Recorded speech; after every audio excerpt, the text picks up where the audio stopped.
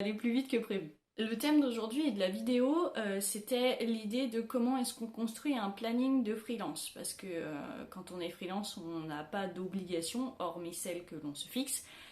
Donc, il faut se fixer justement ses propres limites, ses propres obligations, on va dire, et faire en sorte de pouvoir tenir un planning à peu près correct pour travailler correctement tout simplement. Alors je sais qu'il y a des gens qui s'en fichent totalement, qui vivent un peu voilà, en fonction des projets, etc., qui arrivent à trouver une organisation qui leur est propre. Personnellement, c'est pas, c'est pas la manière dont je fonctionne. Donc je vais vous montrer comment est-ce que moi je réussis à m'organiser et voilà, même si ça paraît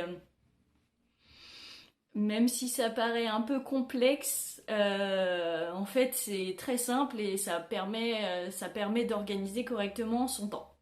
Je vais reculer un peu. Donc, j'avais fait un tableau, un tableau énorme. Donc on va y aller par étapes quand même. Il faut que je le rapproche un peu. Alors, ouais, je vais le mettre en fond.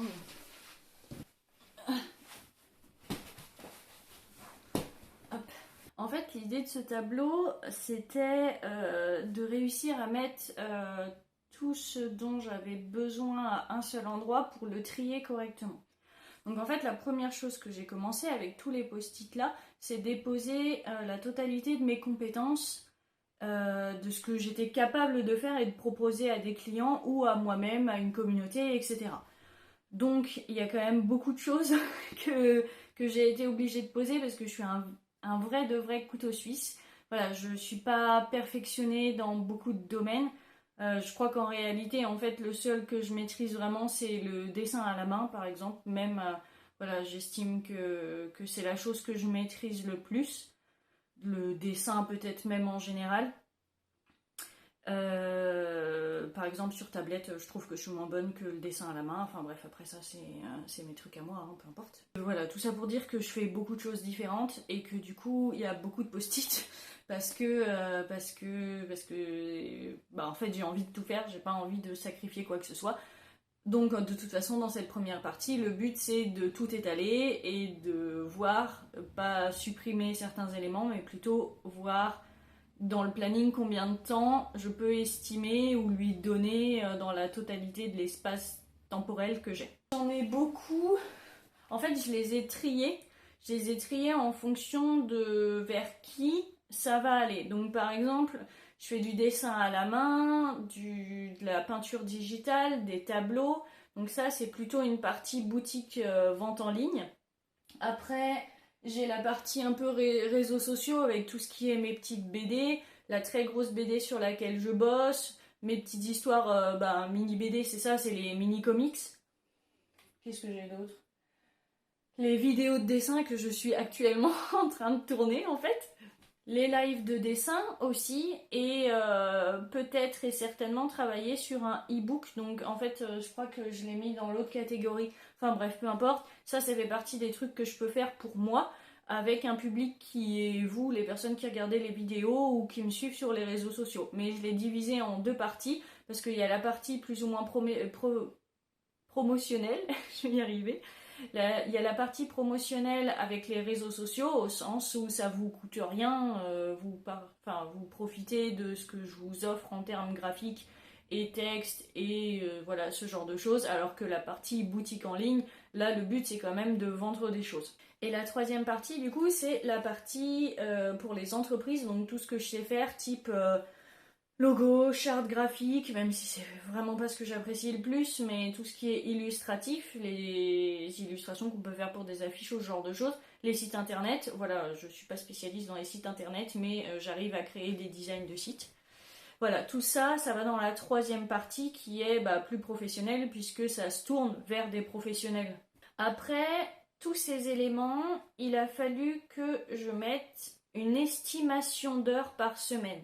Donc c'est-à-dire, voilà, la peinture par exemple, une peinture me prend entre 4 et 6 heures, je veux dire, je crois que j'ai noté 4 heures pour une peinture, donc ça fait une après-midi quoi globalement, et j'ai estimé chacune de mes activités avec voilà, un certain temps. Par exemple, les mini BD que vous pouvez lire sur Instagram, elles me prennent environ 1 heure, peut-être un petit peu plus, 1 heure et demie on va dire, parce qu'il y a l'écriture avec. Et j'ai fait ça avec chacune des activités que je fais. C'est surtout la partie pour les professionnels qui est un peu plus complexe, parce que en fait chaque projet va être un petit peu différent, alors que concrètement les mini BD au pire elles me prennent 2 heures, mais voilà, j'arrive à faire une estimation qui est quand même plutôt juste, alors qu'un projet de site internet va pas être le même pour une petite boutique qui a juste envie de faire sa promotion et une boutique en ligne qui a besoin de mettre à jour je sais pas, tous ses produits toutes les semaines ou ce genre de choses, c'est pas le même travail. Donc en fait, chaque projet va être différent et va demander une estimation de temps différent. Donc j'ai pas tout à fait calculé comme ça. J'ai mis plutôt un certain temps dans mon planning réservé à ça, mais pas réservé à un type de projet particulier. Je pourrais vous donner en détail réellement, si vous le voulez, combien de temps me prend chaque projet, mais en fait concrètement ça va pas vous aider au sens où vous allez avancer d'une certaine manière. Et puis vous allez avoir votre propre organisation. Moi, si je mets, je sais pas, voilà, 2 heures à faire des petites mini BD, vous allez peut-être y passer une demi-heure parce que c'est super rapide pour vous, ou 3-4 heures parce que vous travaillez plus les détails, le texte, ou ce genre de choses. Voilà. Donc même si on fait exactement la même chose, ça vous prendra pas le même temps. Ça, c'est quelque chose qui est quand même difficile quand on est débutant, c'est d'estimer le temps qu'on va mettre pour chaque projet ou création en tout cas, mais voilà, ça malheureusement vous pouvez pas le savoir à part en pratiquant. Après avoir fait tout ça, je me suis basée, alors en fait, je me suis basée sur combien de fois j'aimerais le faire sur un mois. Par exemple, une peinture, j'aimerais bien en sortir une par mois, ça représente 4 heures. Donc en fait, par semaine, ça va, si j'ai 4 semaines dans le mois, ce qui est un peu faux, mais bon, c'est à peu près ça, je vais y passer 1 heure. Alors concrètement, je vais pas passer 1 heure toutes les semaines sur une peinture, je vais me réserver un bloc de 4 heures, mais voilà, ça veut dire que une fois toutes les 4 semaines, je vais avoir un bloc de 4 heures pour faire ma peinture. C'est un peu complexe, j'espère que je suis pas en train de vous perdre, mais globalement c'est ça. Donc il y a des trucs qui sont sur un mois, il y a des trucs qui sont sur 2 semaines, et il y a des trucs qui sont toutes les semaines. Par exemple, la veille graphique, elle est clairement tous les jours ou tous les 2 jours grand maximum. La veille graphique, c'est aller voir globalement ce qui se passe dans le reste du monde chez les autres artistes, donc se balader sur Instagram, sur Twitter j'y vais rarement, mais il y a quand même des artistes de fous dessus, Pinterest, au niveau des références, ce genre de choses. Ça, clairement, ça me prend environ une demi-heure, voire 1 heure par jour. Je ne l'ai pas forcément mis dans mon planning parce qu'en fait, je peux le faire à n'importe quel moment, quand je mange, le soir avant de me coucher. Donc voilà, je l'ai pas compté comme quelque chose de dans le planning parce que ça peut s'ajouter à d'autres moments où je ne travaille pas vraiment, même si c'est du boulot. Et par exemple, la gestion des réseaux sociaux, quand je vous réponds et ce genre de choses, ça me prend du temps. Donc en fait, ça, il a fallu le compter aussi. Quand vous prenez tout ça en compte, n'oubliez pas le temps d'inspiration. Parce qu'on s'en rend pas compte, mais ça prend du temps de s'inspirer, de savoir qu'est-ce qu'on va produire, etc. Genre pour les peintures, moi, j'ai besoin d'aller me balader au moins 1 heure sur les réseaux, sur des photos, sur les photos que moi j'ai prises ou que voilà d'autres ont pris, et conceptualiser ça. Est-ce que je représente juste la photo? Est-ce que j'amène quelque chose? En général, moi qui ai une patte plutôt fantaisiste, j'ai tendance à rajouter des choses, ça sort des fois juste de ma tête et je le produis, hein, mais ça arrive quand même rarement parce que je flash sur une palette de couleurs ou certaines formes de montagne, enfin bref, ce genre de trucs quoi. Par exemple, pour les peintures et pour l'illustration, j'ai mis 2 heures par mois quand même. Donc ça veut dire qu'il y a effectivement au moins 1 heure pour les peintures et pour les illustrations qui sont réservées à la boutique en ligne. Bla bla bla, live dessin. Ouais, par exemple, c'est pareil pour les lives de dessin, il faut que je vérifie que ça fonctionne un petit peu avant. Enfin, c'est de la préparation et ça, ben, c'est bien de le compter parce que quand on est débutant, on a tendance à dire oui, ça va me prendre 30 temps. Effectivement, quand vous échangez avec les clients, les allers-retours, les modifications, en fait, vous vous rendez compte que limite, vous passez plus de temps à faire ce genre de choses, répondre aux mails, faire vos factures, plutôt que de travailler sur le projet. Estimer un peu le temps que toutes ces choses me prennent. J'ai fait au plus simple, comme voilà, j'ai estimé au mieux, mais bon voilà, ça c'est pas définitif, hein, ça va pas faire un planning où toutes les heures je dois faire ça et pas autre chose. Mais il faut que dans l'idée, si j'ai envie de tout faire, il faut que je sois très régulière dans mon planning et que j'essaye de faire toutes ces choses avec un temps défini. Et tout au final, j'ai rétréci donc les trucs, comme je vous disais tout à l'heure, 4 heures pour une peinture pour un mois, ça fera 1 heure par semaine, donc j'ai fait des blocs, hein, évidemment, ça marche pas comme ça. Je l'ai répercuté sur 2 semaines. Donc en sachant qu'en fait, toute la partie entreprise, logo, site internet, ce genre de choses, en fait, va sauter. Parce que concrètement, enfin, je vais quand même prendre des missions si elles se présentent. Mais concrètement, en fait, je vais travailler en mi-temps pour une agence de communication. Donc toute cette partie-là, en fait, je vais la faire sauter. Et je vais travailler pour moi, en fait, parce que c'est quelque chose qui est important pour moi. Et j'ai envie de bosser là-dedans.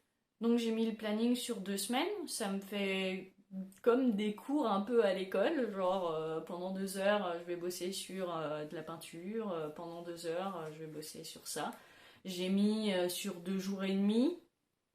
Bon, je me suis posé 2 jours de week-end, mais en fait c'est très très très très rare que je me fasse 2 jours de week-end. Je suis quelqu'un qui est très active au niveau du travail. Je dessine tout le temps. Enfin, c'est pas spécialement du dessin, mais je suis toujours productive dans ce que je fais. Et d'ailleurs, je vous conseille de faire pareil si vous avez envie d'être en freelance. Bon, il y en a qui s'en sortent certainement à réussir à faire un 35 heures et avoir leurs 2 jours de week-end par semaine. Hein. J'espère que ça pour vous. Mais personnellement, c'est pas mon cas. Et là, je suis partie sur un planning de 44 heures sur 5 jours. 4 heures le matin, 4 heures l'après-midi et 2 heures le soir, 2 voire 3 fois par semaine. Donc ça me fait des soirées type pour les live dessins ou pour le montage des vidéos aussi par exemple, parce que c'est des trucs qui sont un petit peu no-brain au sens où je le fais au feeling. C'est pas comme, je sais pas, de la conception d'une illustration. Si ça marche bien, ça, le soir. Enfin, faut trouver votre équilibre. Moi, le soir, je sais que je peux pas tout faire, surtout si je suis fatiguée. Donc, voilà, faut trouver son propre équilibre. Donc, en fait, ça me fait des journées... Ah non, j'ai mis 1h30 le soir, autant pour moi. J'ai pas mis 2 heures. En fait, j'ai une semaine à 43h30 et une semaine à 44h30. Ouais, bon, bref, ça fait 43 heures. Ça fait 43 heures, du coup. Ah non, ça fait 44 heures, je raconte n'importe quoi. Donc en fait, je bosse plus en freelance qu'en agence. Je suis désolée, en fait, je réfléchis à mon truc parce que, en fait, j'avais prévu ce planning en sachant que j'aurais peut-être pas le job dans l'agence de com. Et là, c'est le cas. Donc en fait, ça veut dire que pour combler mes heures de freelance, il va falloir que je bosse 1 heure le matin tous les jours ou... Bref, c'est des questions d'organisation pour essayer d'être rentable, quoi. Mais en fait, je veux surtout pas trop bouffer mes soirées parce que je suis vraiment une couche-tôt, je suis vraiment une poule. Et je me lève très tôt le matin. Donc voilà, après, il faut suivre son rythme aussi hein, et choisir ce qui vous convient le mieux. Mais voilà. Je pense que tout ça doit être assez flou pour vous, au sens où ça représente beaucoup d'estimation en fait. Et quand vous êtes tout... Ah, je suis désolée, putain, il y a encore la lumière qui bug. Elle est trop chiante. C'est mieux comme ça, non? Quand on est tout bébé, en fait, tout bébé freelance, c'est tellement difficile de trouver une organisation, etc. Et moi, je pense sincèrement que plus vous allez être organisé, genre type un planning que vous pouvez avoir à l'école, ce genre de choses, genre ok, aujourd'hui j'entre en cours de dessin, je dessine pendant 1 heure top chrono et ce genre de trucs, ça fonctionne bien. Il y a même des trucs sur YouTube que je trouve trop cool, que je vous conseille.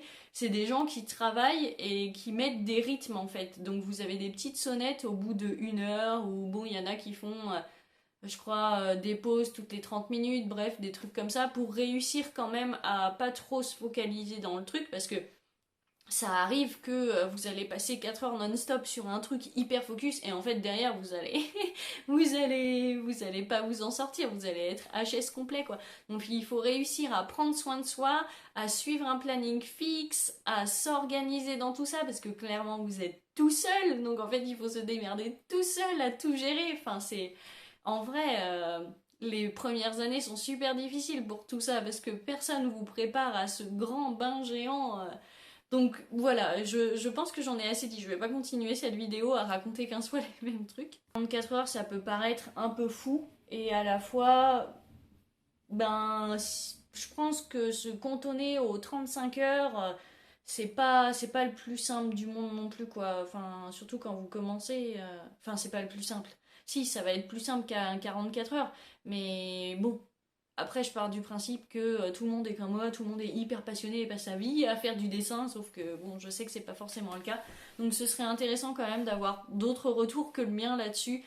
Mais voilà, pour moi, les premières années et même les suivantes, un 35 heures, ça, c'est pas gérable, quoi. Pas en freelance en tout cas. Sur ce, je serais très contente si vous avez d'autres types d'organisation. J'espère que ça vous aura aidé dans une moindre mesure. Si vous avez besoin de conseils, etc., il y a toujours le Discord qui sert à ça. Je réponds quand même assez souvent sous les commentaires des vidéos. Sinon, vous avez mon Instagram où je suis quand même ultra active dessus. Donc, n'hésitez pas à aller me poser des questions là-bas aussi. Je répondrai certainement plus vite parce que je suis pas toujours très attentive au Discord notamment. Même si je l'ai à côté de mon PC, quand je travaille, je lève pas le nez et je fais pas forcément toujours attention, quoi. À très bientôt, parce que du coup, je vais redevenir un peu plus active. On m'a relancé pour les mini-tutos.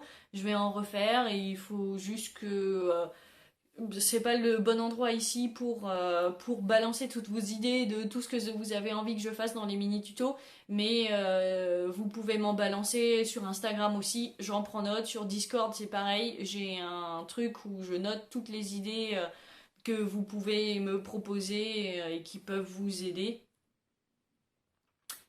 Et puis voilà, à très bientôt. Ah, et tout va bien, j'ai juste une entorse, hein. Je me suis pété la gueule en vélo, mais voilà, tout va bien. En plus, c'est ma main gauche, donc je peux continuer à dessiner avec la main droite. Donc voilà, me posez pas la question, tout va bien. Et puis, bah, il faut que je sois sage et que j'attende que ça passe. Donc pour vous montrer tout rapidou de tout ce que j'ai parlé, là il y a ici tous mes post-it avec tout ce que je fais séparé en 3 parties, boutique en ligne, projet réseaux sociaux et freelance entreprise. C'est donc cette partie-là qui va sauter puisque je bosse en agence de com, donc je vais déjà en faire tout le reste de la semaine, donc je vais pas... Enfin, je vais sûrement faire les projets qu'on me propose, mais voilà, je vais pas en faire plus que ce que j'ai envie. Ensuite, c'est là où j'ai séparé, où j'ai estimé le temps que j'allais passer sur chacun des projets et je l'ai mis sur des timelines de une fois par semaine, une fois toutes les 2 semaines, une fois par mois pour réussir du coup à noter à chaque fois 1 heure, 2 heures, machin, etc. Et ensuite à ramener ça à 2 semaines. Donc le bleu par exemple c'est la partie agence de communication, le rose c'est le repos, le soir. Vous voyez que j'ai pas noté samedi dimanche, mais bon moi c'est un peu extensif mon planning. Et j'ai essayé de faire comme si j'avais des cours en fait. Donc par exemple le mardi pendant 4 heures je peux faire les mini BD. Clairement ce sera pas tout à fait le cas, mais au moins ça me donne voilà une idée de qu'est-ce que je peux faire pendant 4 heures. Ok, il y aura ça. C'est pareil, genre j'avais mis exposition, voilà, peut-être que je vais le faire qu'une fois par mois, chercher des expositions à mettre en place, etc. Donc c'est vraiment histoire de savoir un petit peu qu'est-ce que j'ai à faire, combien de temps ça va me prendre, mais ce sera pas aussi strict que ça.